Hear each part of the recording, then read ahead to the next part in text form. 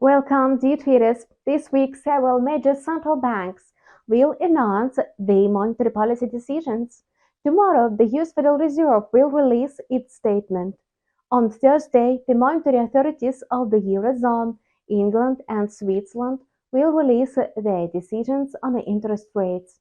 According to forecast, this time all of them will refrain from adjusting their interest rates.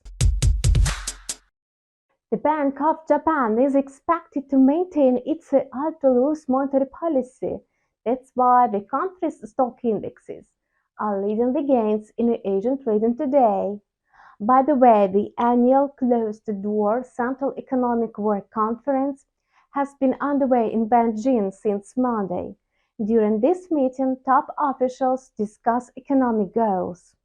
It also outlines stimulus plans for the world's second-largest economy through 2024. Specific targets are usually not announced until January.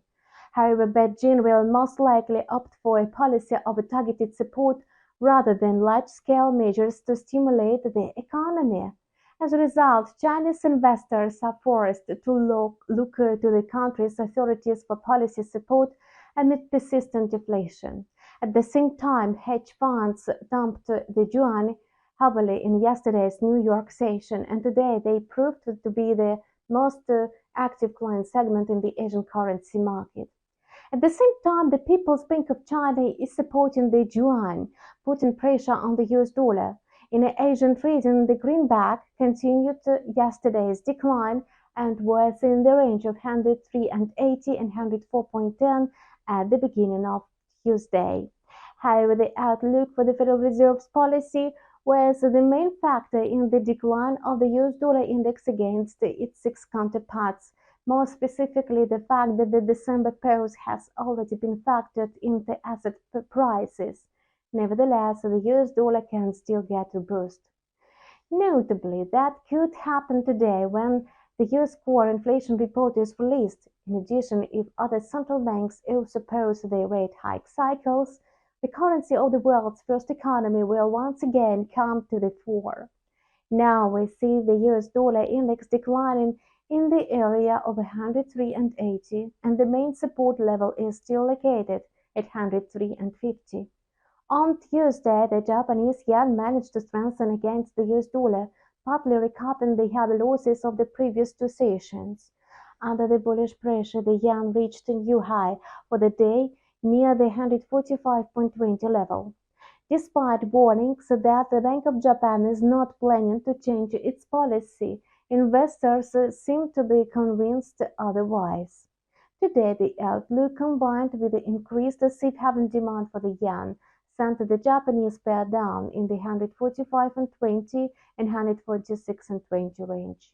From a technical point of view, prices may accelerate and the bearish trend may extend to the important psychological level of 145. However, the key resistance for the dollar-yen pair is at 146. Interestingly, Australian dollar bills are being looked by the important resistance level of 0.66. After volatile previous session, the pair continues to strengthen. In addition, the head of the Reserve Bank of Australia, Michelle Bullock, warned that the regulator intended to keep inflation growth under control. Michelle Bullock's hawkish comments supported the Aussie against the US dollar, and some positive news also came from China, which lifted restrictions on the supply of some products from Australia. As a result, the country's currency began Thursday's trading with a steady rise in the 0.6563 and 0.6600 range. The New Zealand currency was able to remain in the bullish area at the beginning of Tuesday. Taking advantage of the weakness of the greenback, the Kiwi tried to gain momentum at the beginning of the Asian session and rise above 0.6160.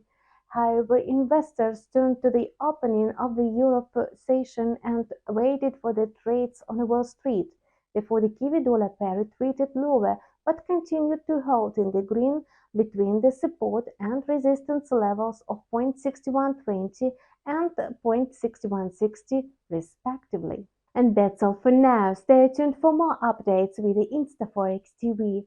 We appreciate your feedback. Please leave your questions and comments below and see you online soon.